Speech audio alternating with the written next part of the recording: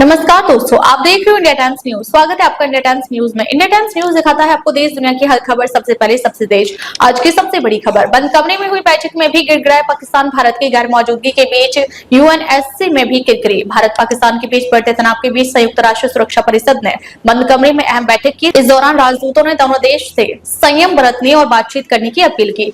पाकिस्तान वर्तमान में शक्तिशाली परिषद का एक अस्थायी सदस्य है। उसने ही परमाणु सशस्त्र पड़ोसियों के बीच स्थिति पर बंद कमरे में विचार विमर्श का अनुरोध किया था। हालांकि उसका यह मंसूबा भी कामयाब नहीं हुआ। पाकिस्तान के गिड़गिड़ाने के बाद बैठक तो बुलाई गई, लेकिन बैठक के बाद अब तक ना ही परिषद और ना ही किसी देश ने इस मंथन को लेकर कोई बयान जारी किया। बैठक में आदत से मजबूर पाकिस्तान ने शराफत का ढोंग किया, लेकिन परिषद ने अब तक इसे कोई तवज्जो नहीं दी। 15 देशों की सुरक्षा परिषद की ओर से आयोजित यह विचार विमर्श सोमवार दोपहर करीब 1.5 घंटे तक चला, लेकिन बैठक के बाद परिषद की ओर से कोई बयान जारी नहीं किया गया। संयुक्त राष्ट्र में पाकिस्तान के स्थायी प्रतिनिधि राजदूत असीम इफ्तिखार अहमद ने बैठक के बाद संवाददाताओं को बताया कि बंद कमरे में विचार विमर्श के मकसदों में परिषद के सदस्यों को भारत और पाकिस्तान के बीच बिगड़ते सुरक्षा माहौल को बढ़ते तनाव पर चर्चा करने के तैयार कराना और हालात से निपटने के तरीकों पर मंथन करना शामिल है।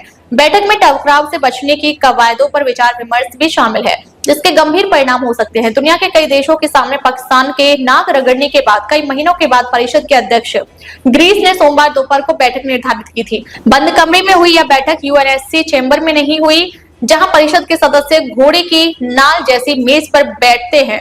बैठक चैम्बर के बगल में एक परामर्श कक्ष में हुई। बातचीत के रास्तों को अपनाने का आह्वान, राजनीतिक और शांति निर्माण मामलों और शांति संचालन विभागों में मध्य पूर्व एशिया और प्रशांत के सहायक महासचिव ट्यूनीशिया के खालिद मोहम्मद खेरी ने दोनों विभागों यानी डीपीपीए और डीपीओ की ओर से परिषद को मामले से अवगत कराया। बैठक से बाहर आकर उन्होंने कहा कि संघर्ष को संवाद के जरिए शांतिपूर्ण तरीके से हल किया जाना चाहिए।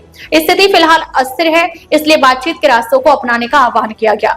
भारतीय कूटनीति के सामने पाकिस्तान ढेर। बैठक के बाद सैयद अकबरुद्दीन ने कहा, अतीत की तरह आज भी पाकिस्तान का दिखावा विफल रहा, जैसा कि हम सभी को उम्मीद थी। परिषद की ओर से कोई सार्थक प्रतिक्रिया नहीं आई। भारतीय कूटनीति ने एक बार फिर सुरक्षा परिषद के हस्तक्षेप की मांग करने के पाकिस्तानी प्रयासों को सफलतापूर्वक विफल कर दिया है। आज के लिए बस इतना ही। देखते रहिए इंडिया टाइम्स न्यूज, हर खबर सबसे पहले। इंडिया टाइम्स न्यूज, देश का सबसे तेज न्यूज चैनल। देखते रहिए हर खबर सबसे पहले।